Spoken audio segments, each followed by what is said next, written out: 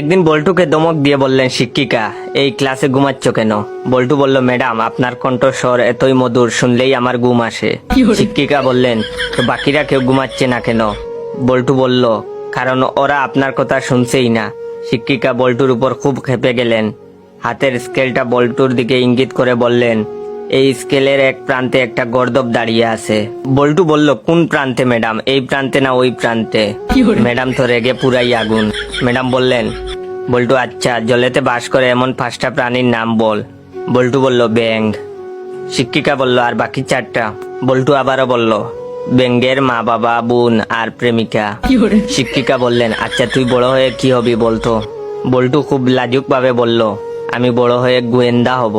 শিক্ষিকা চমকে উঠলেন আর বললেন, কি তুই গোয়েন্দা হবি? বল্টু বলল, আপনি জানেন আমি এখন থেকেই গোয়েন্দাগিরি করি। শিক্ষিকা বললেন, তা কার উপর গোয়েন্দাগিরি করিস শুনি?